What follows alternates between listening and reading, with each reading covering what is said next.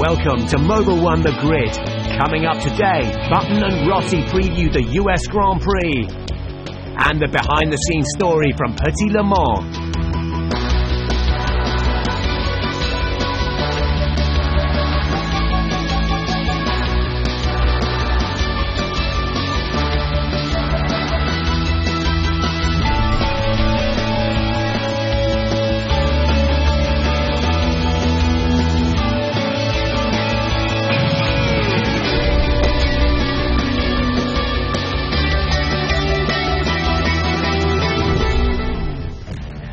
With all eyes on the US Grand Prix, we begin today with F1's most experienced racer. Over 16 years, British F1 ace Jenson Button has seen racers come and go from the calendar, but America has always been an important market and a tough nut to crack. After the demise of the US Grand Prix at Indianapolis, the Circuit of the Americas in Austin, Texas has so far been well received. 2015 will be Formula One's fourth visit to the Lone Star State. US Grand Prix, I think we were all massively excited about going to the States to race. We didn't cover ourselves in glory the last time we raced in the States in Indianapolis. But the US Grand Prix in Austin, it's a circuit that was made for Formula One, and it worked. Great layout. Turn 1, uphill. It's so difficult to judge a braking point because you're going uphill. If you're on the flat, you know where to brake. You feel it. But when you're going uphill, obviously the car slows down at a different rate. It's also very bumpy. There's a negative camber, so it's very easy to lock a front wheel. So it's tricky to get that one right, and it's right at the start of your qualifying lap. So you make a mess of that, and then you're forever trying to make it up. And then you drop down, you've got 7 corners which are just flowing fast, very like a sort of Maggots Beckett's of Silverstone. You also had the slow sections on the circuit, so great for overtaking, and then a couple of quick corners out the back. So a really good layout. Really enjoy the city of Austin. You know, it's a great place to go and race. Something so different to the rest of the calendar, and also a massive fan base. You know, you never really expected to have such a big fan base in the States. I think it's always something we've tried to break into, the fan base in the States, because it's obviously massive for sport as a whole, but Formula One is not so big in the States. But great to see so many people. There were a lot of Mexicans coming over the border to watch a couple of Mexican drivers race. It was packed. Lap 1 of the race is crazy. You're like 5 abreast, and you've got to get down to 2 cars at the apex. So it's cool, and it works good on TV as well. And never got the result there that I wanted, but I've had some really good fights. Time now to make our way to the USA for the finale of the 2015 United Sportscar Championship, Prix Le Mans. Road Atlanta was the venue for the final race of the 2015 TAS season. In the GTLM class, reigning champions and 2015 Le Mans 24-hour winners Corvette looked to be too far back to retain their United Sportscar titles. Instead, a resurgent Porsche would be taking on BMW for the silverware. Add in a competitive prototype division, and Prix Le Mans was set to be a classic. It's been a real battle for us here at Corvette Racing.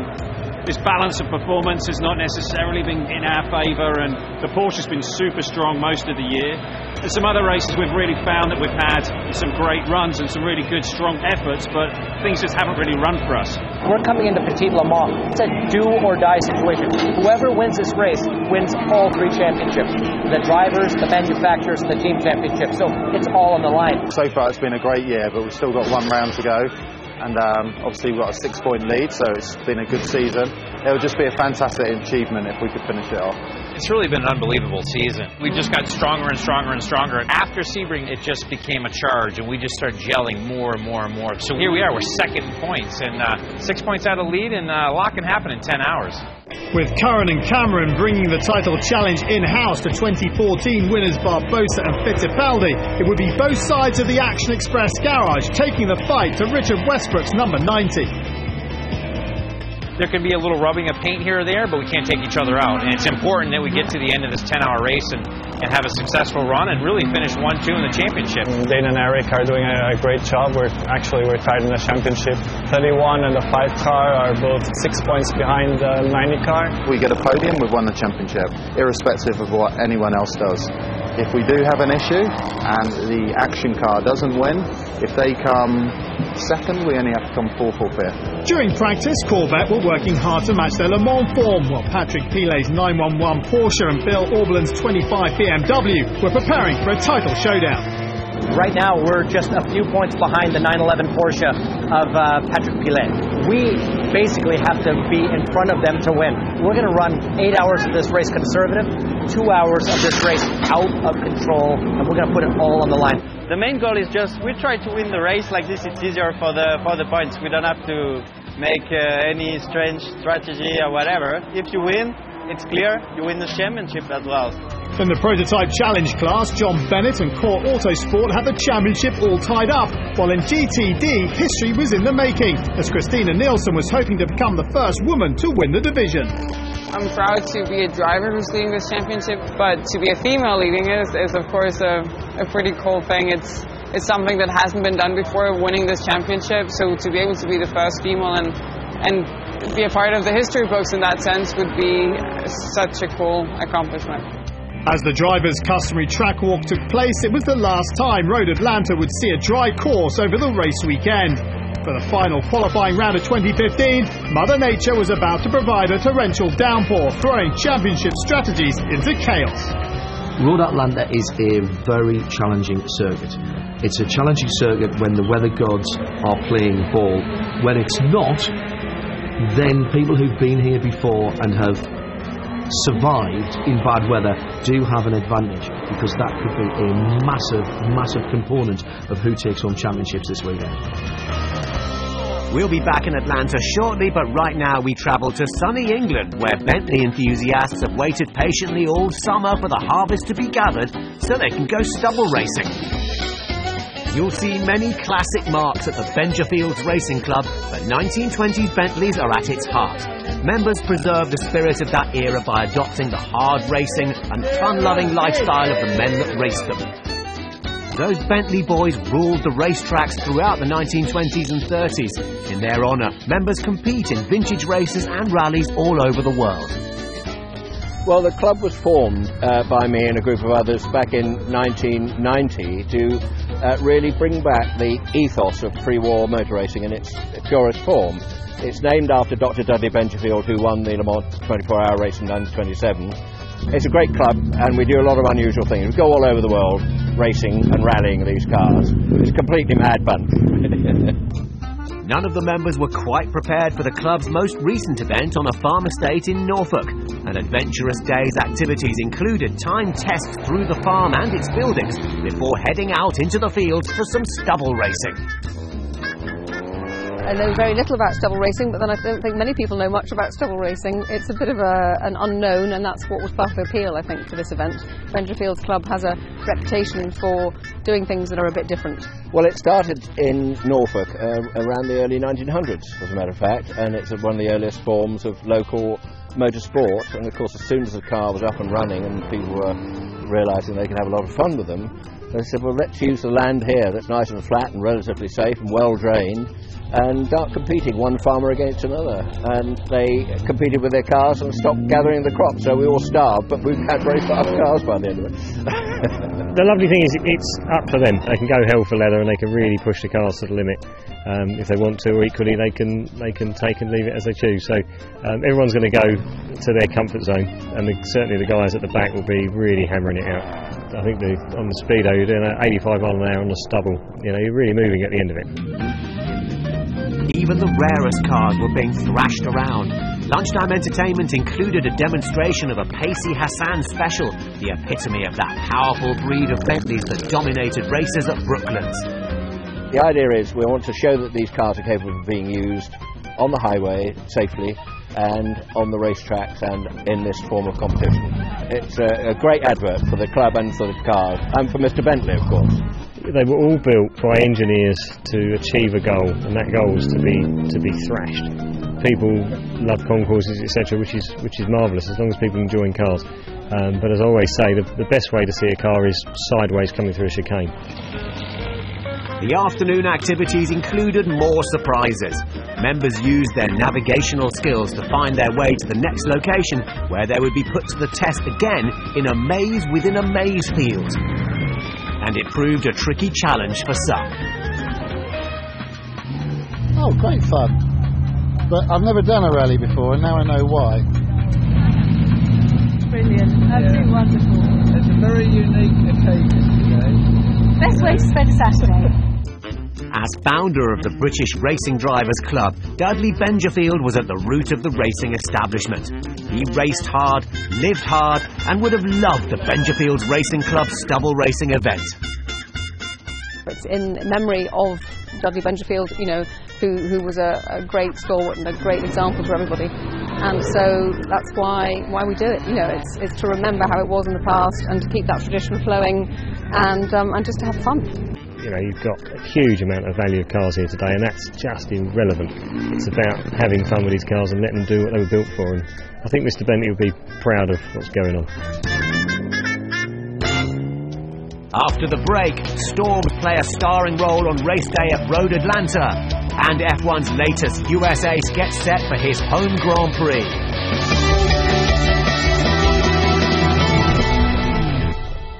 Welcome back.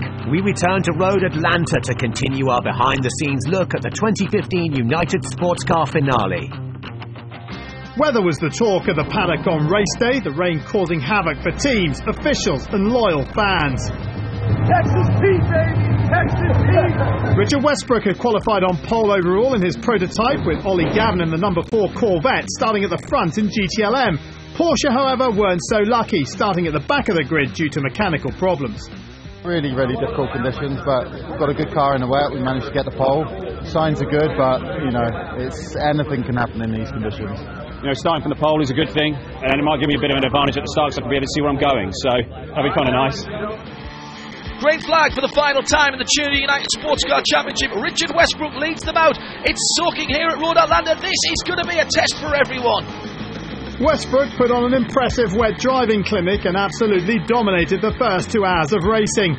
But Action Express was not going to be left behind and kept the number 90 in their sights. Now you're going to really see the difference between who really wants it or who doesn't. I think these situations are the situations where it separates the boys from the men. In the fiercely contested GTLM class, the Porsches handled far better than the rest in the wet, with Corvette chasing behind, fending off the BMWs. I mean, it seems to be that the Porsches are working quite good in the rain, but it's really, really difficult to drive.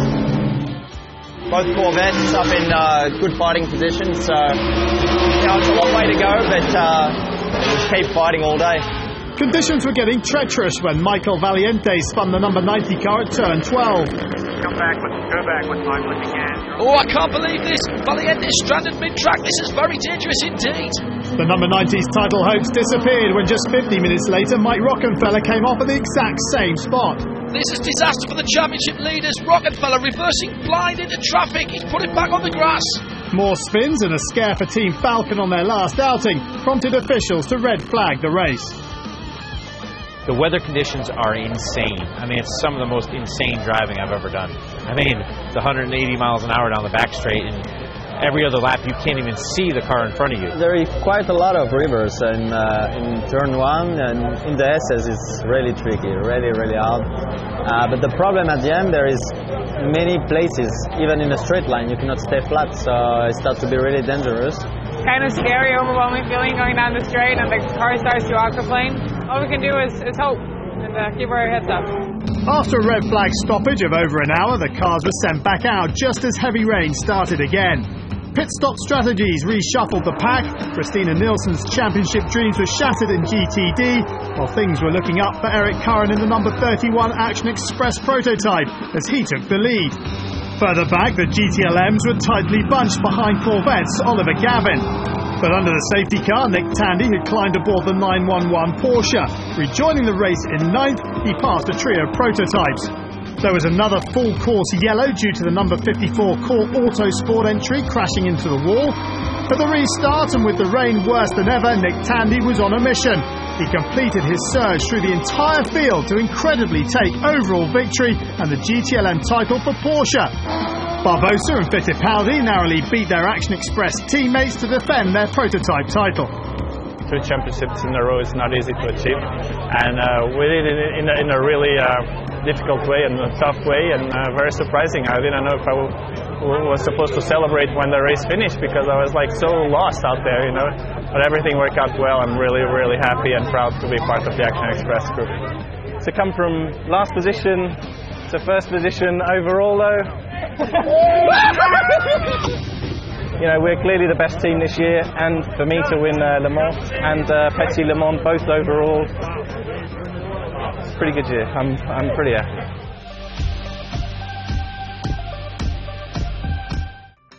Some of the United Sportscar drivers face more harsh conditions now as we head on to the grid in Japan at round 6 of the World Endurance Championship. Some of the most enthusiastic fans in the world greeted Porsche, Audi and Toyota as they brought the battle for prototype honours to the foot of Mount Fuji in Japan. There's a lot to play for.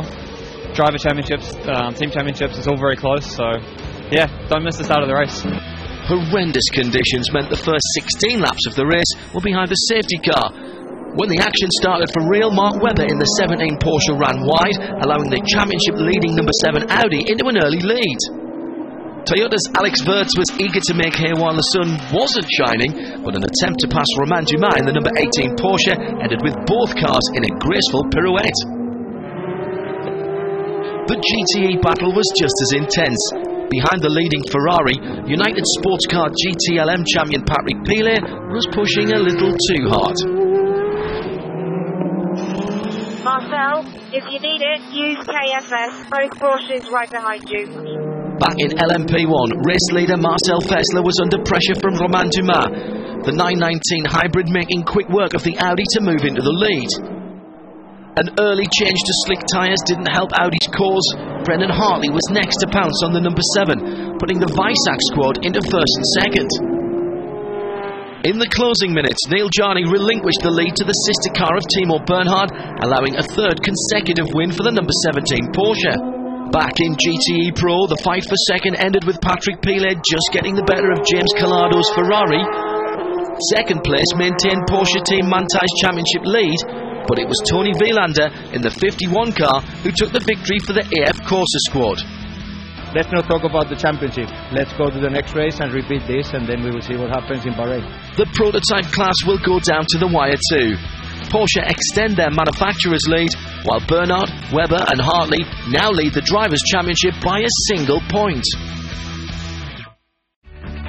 To end today's Mobil1 The Grid, we return to Formula 1, but this time talk to the newest competitor on the grid.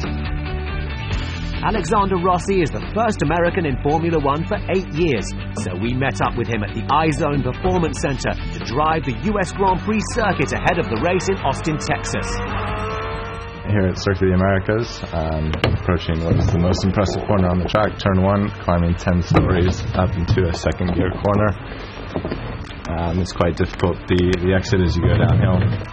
The thrill of being in Formula 1 and competing in Formula 1 is you know that you're going up against the best. I'd kind of explain myself as being ultra competitive, even if it's like a game of touch football at home over Thanksgiving. So for me to go and compete against what is the current best racing drivers, it's something that I wanted to do since I was very young. The 24-year-old has been signed by the Mana Marussia F1 team to drive 5 races at the tail end of this season, and the US Grand Prix is at the heart of it. It's every athlete's dream to race at home. Now to be able to do it after it's been such a long dry spell of not having an American in the championship, I'm very much looking forward to it. Rossi's chances come through 14 years of hard graft, beginning in karting, getting a Skip Barber scholarship, and then impressing in Formula BMW Americas. Rossi won the 2008 series and then beat all comers in the Formula BMW World Final. It was something that no American had done before. They took the best drivers from Europe, the Americas and Asia, and put them in one race. And the winner got a test with BMW Sauber F1. And so for me to win that kind of put me on the map in terms of European motorsports. And that was the time where we decided to move to Europe. I was 16, and it was a big step to kind of leave high school and leave what I knew in California and come to Europe and to make my mark and stay. Success in European feeder series finally led to his F1 debut at Singapore this September, a race that turned out to be more eventful than he'd imagined. To have it finally happen was a dream come true, and I didn't really realize how special it was until I was actually on the grid. Having a Formula 1 debut in Singapore I think was challenging enough, but to have the radio go halfway through the race, especially with these cars, and how technologically advanced they are and how many systems you need to manage throughout a race was very difficult. So what we reverted to was using a pit board. It was an interesting thing because all through karting and my racing career I never actually had used a pit board, but then to then go to a Formula 1 race, and my first one reverting back to kind of an old technology if you will was interesting, but that's what it's there for. He'll hope for a perfect race at the Circuit of the Americas. With Rossi's graduation to Formula 1 and the arrival of US outfit Haas F1 from next season, the sport could really grow in the USA. Having a race was kind of the first thing in terms of bringing Formula 1 back to the States and getting the American fans interested again. The next target always was going to be have an American driver and have an American team. Because Americans are very patriotic people and they want to see an American or an American car doing well. But then the next target needs to be having one of those entities, whether it's the driver or the team, being successful. Though it seems a natural fit, Haas F1 won't be giving Rossi a race seat just because he's the only US racer with a super license. He'll have to impress in his next 3 races. And now going into the turn 13 complex, you're very rear limited. So the rear of the car is very nervous as you're trying to put the power down, and there's a lot of sections where you're braking and turning, which is quite demanding on rear tires. If Rossi can secure a drive for 2016, then he can start building a new US legacy for Formula 1. Next year is a difficult thing to think about at the moment, because at this point in the year there's a lot of kind of rumors flying around and you don't know exactly where everyone's going to end up. Obviously I'm driving for Manor at the moment. It would be a very good thing for me to be able to continue that into 2016. Fortunately I have something that not a lot of other drivers can offer, and that's having the sport of America behind me. So I think that's something that is attractive to Formula 1 and a lot of different teams. Coming into the last corner, it's important you get a very good exit again. It leads on to the second best overtaking opportunity on the track, up into turn 1, another DRS zone. And as we come across the line, that's a lap at the Circuit of the Americas in Austin, Texas. Next time, we join German touring cars' key players at the DTM finale and talk to NASCAR about their drive to make racing safer. Meanwhile, join us on YouTube, Twitter and at Mobil1TheGrid.com to see Alexander Rossi drive a full lap of the Circuit of the Americas, get up to speed with Porsche star Brendan Hartley, and for more exclusive content from the home of motorsport videos on the web. See you next time.